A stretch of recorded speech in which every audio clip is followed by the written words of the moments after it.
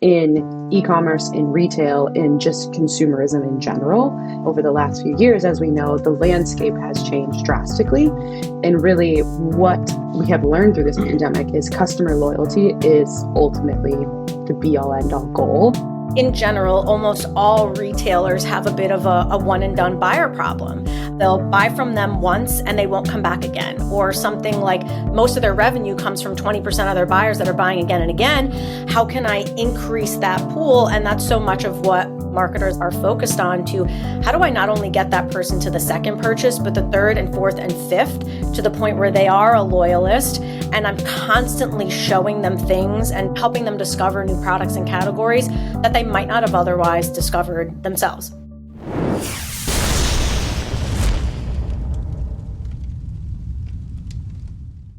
Hello and welcome to the D2C podcast. I'm Eric Dyck. Today we're getting to the core of customer retention with Hannah Sinclair, Director of Retention Marketing at Steve Madden, as well as Sarah Cascone, VP Marketing at Bluecore. So we all know Steve Madden as the billion-dollar retail footwear giant, but what's more noteworthy are the incredible strides they've made on the digital side of things over the past couple of years. That's where Retention Director Hannah, as well as Bluecore, come in. So Bluecore is a retail marketing platform that enables marketers to quickly turn data into revenue-generating campaigns. This podcast is all about meeting your customers where they're at and the technology you can use to do it at Steve Madden Scale. I hope you enjoy it. On with the show. So Hannah, what has been your biggest challenge with retention marketing for Steven Madden? Yeah, let me back up. So I should say, Eric, Steve Madden is actually Steve Madden Limited, which encompasses multiple brands, which not a lot of people might know. So we're really excited. I didn't know that. Yes, fun fact. Steve Madden Limited has several brands under the umbrella. Most known to people is Steve Madden, which is founded over 30 years ago. Shoemaker, really predominant on female footwear and how to really escalate fashion and really break through the noise for customers at a price-conscious price point. And so for kind of Steve Madden, over the last few years, as we know, the landscape has changed drastically in e-commerce, in retail, in just consumerism in general. And really what we have learned through this pandemic is customer loyalty is ultimately the be-all end-all goal. And so what we have leaned on at Steve Madden is really focusing on retention marketing. And within that, where our key emphasis has been is how do we personalize the experience to our customers? We have specifically on Steve Madden alone over 2,000 unique products. You know, that's a lot of products to, as an individual team to sit and focus on and share to customers. So we really have been focused on how do we lean into scalability of sharing the insight to a one-to-one personalization message to our customers. So really leaning on the AI machines to say, hey, Eric, you may be shopping for men's, Sarah, you may be shopping for handbags, and Hannah, you may be shopping for boots. And I know this because, I am a computer, so I'm going to recommend products that I think you're most going to like in your category, and allowing to take that pressure off our team has been really the biggest challenge in retention marketing. So what are the, practically, what are the actual engagements or touch points that Bluecore is helping scale with this personalization? Yeah. So first and foremost, leaning into email marketing. Some people may say email's dead. Some people may say it's having a resurgence. I think email is, here to stay. And so with that, it's really been leaning on how do we utilize our technologies to deliver that message through email successfully. So how do we make sure, Eric, you're getting your email in your inbox with the products that are most interesting to you at the right time, at the right message, and it's got the right product inside so that you're interested, you're engaged, and you're excited about what Steve Madden is bringing to you in your inbox. 100%. As a Steve Madden fan, if I were to get the wrong shoes, if you were to give me, sort of emo, clunky shoes, which are sort of coming back a little bit, I'd be like, no, I'm still more Don't knock it. I'm a millennial guy, or I'm like I'm an elder millennial, I think. Anyway, very cool. Sarah, I just want to welcome you back to the podcast. This is round 2 for Sarah Cascone, VP of Marketing at Bluecore. So what I'm curious about is how does this actually work? What is the AI sort of background that powers these sort of recommendations and affinity campaigns? Yeah, such a good question. AI obviously is such a buzzword in the market. So I always love to contextualize ours with what's most useful and usable for a marketer like Hannah. And that's all about the predictive models themselves. So within Bluecore, we have 20 out-of-the-box predictive models that can be leveraged with a point and click in any campaign within the platform.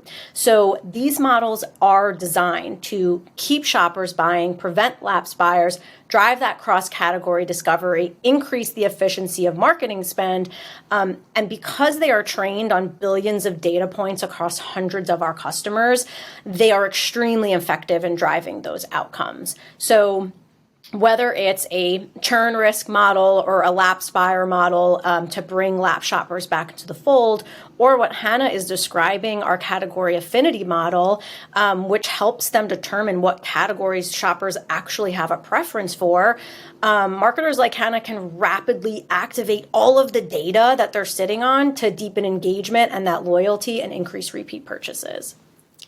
Here's a question. I know the data is all siloed, of course, but does your algorithm get better the more consumer data you take? Does your algorithm get better for everyone the bigger you get as a company, the more data that you surveil, essentially? Absolutely. And that is also specifically why we are focused on retail, because the models are only as good as the data you feed it. One of our customers, the VP of e-commerce, he says, you feed the beast and it gets stronger. And that's how he views Bluecore, because the more data he gives it to, not just what we're picking up from the website with our JavaScript, but giving us your loyalty data, your store data, it just keeps feeding it so the models can learn and be trained in a way that's predicting what a shopper is going to buy next, in what channel, at what time, and so on and so forth.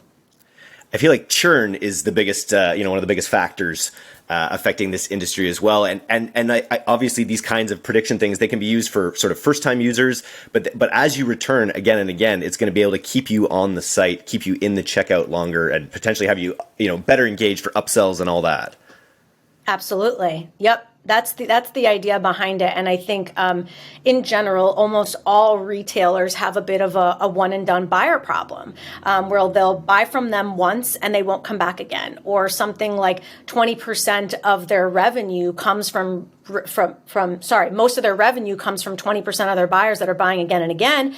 How can I increase that pool? And that's so much of what marketers like Hannah are focused on to how do I not only get that person to the second purchase, but the third and fourth and fifth to the point where they are a loyalist. And I'm constantly showing them things and helping them discover new products and categories that they might not have otherwise discovered themselves.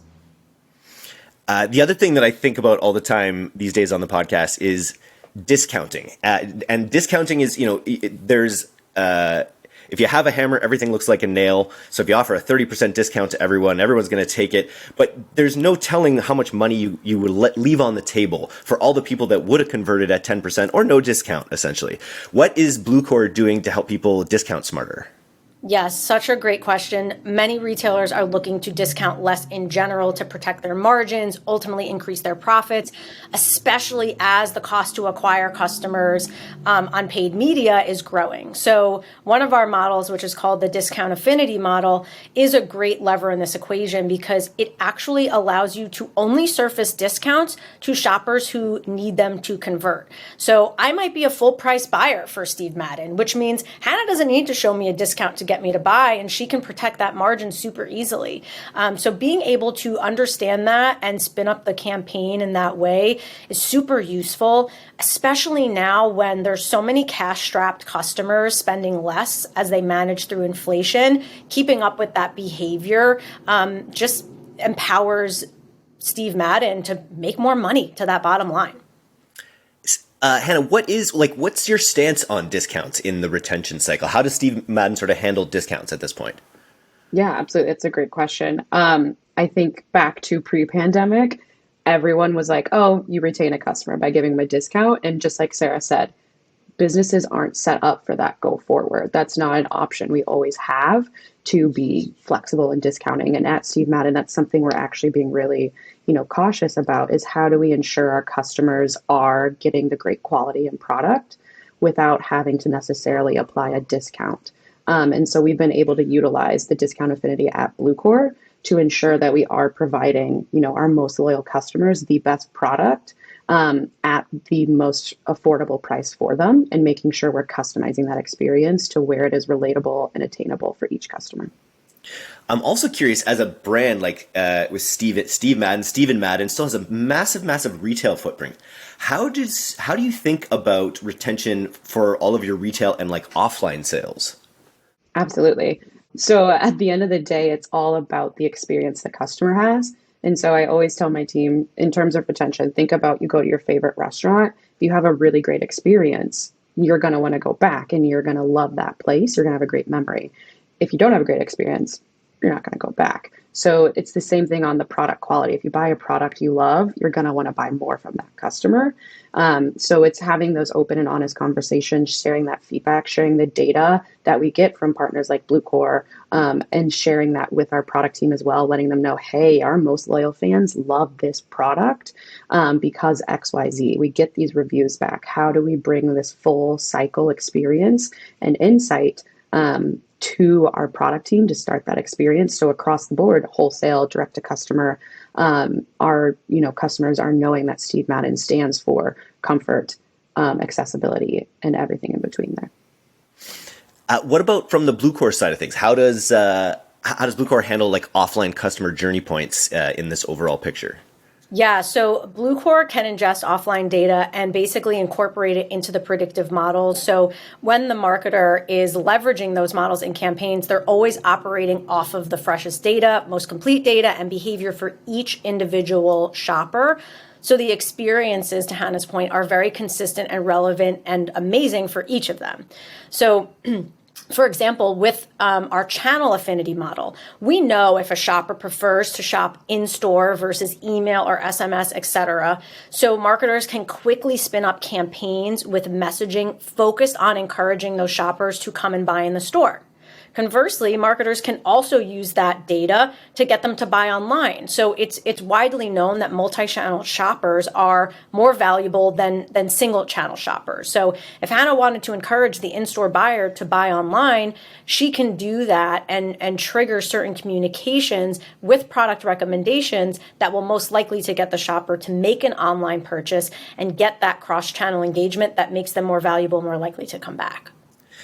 I just love too that I think of this restaurant analogy that I read about on social media a while ago, a restaurant that just keeps track of every time you come there. And every time you come there again, you get a little bit different level of service, right? You get some better silverware, you get a different colored napkin. By the third time, you're getting a free appetizer on your meal or whatever. But I feel like this technology really opens up that ability to put people into these like long-term customer experiences that evolve over time and really take into account the value of that consumer. Is that something that you're sort of like thinking about for the future, Hannah? Absolutely. I think if we can tie all the analogies here together, right, it's feeding the beast. So we want to give Bluecore as much data to let its AI model be successful. And in return, we want to make sure we're getting as much insight and information back to continue being successful on our end. And so in terms of really making sure we're providing a better experience every single time, that's critical for us. Very cool. Any thoughts on the future for you, Sarah, of what, like how is Bluecore really urging their top clients to use the tool and to think about it?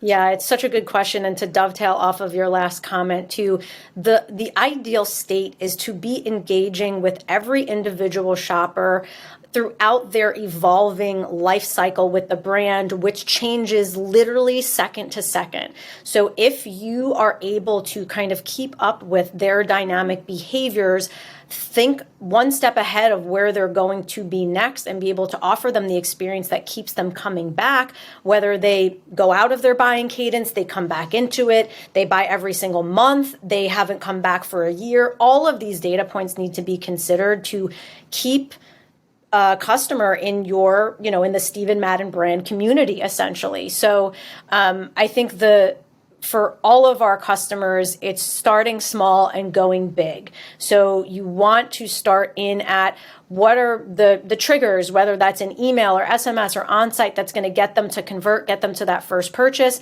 What's the next campaign that's going to get them to the category with a category affinity models, get them to that second purchase? And what's that ongoing lifecycle marketing look like to keep them coming back depending on where they're at in their life cycle, what they're prioritizing, what they're interested in? And that's what cultivates actual real relationships with these shoppers that keep them coming back. Very cool. Now we've got Q4 around the corner here. I'm just curious, Hannah, anything that you're cooking up? Is there anything different you're doing this year than you did last year on the retention side of things? Any interesting way that you've evolved things? Definitely. What I can share is, we took a great learning last year that the customer is very savvy and very aware of what's going on in the market.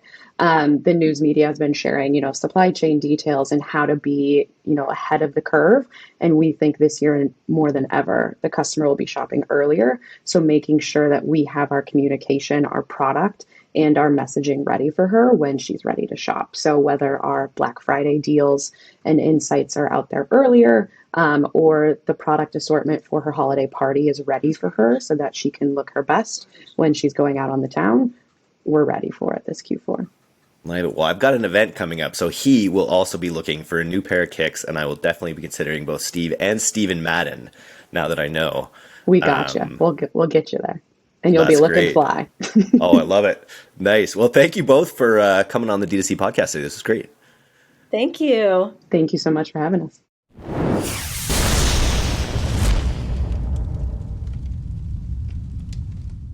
Thanks so much for listening to today's episode. If you're not a subscriber to our newsletter, you can do that right now at directtoconsumer, all one word, .co.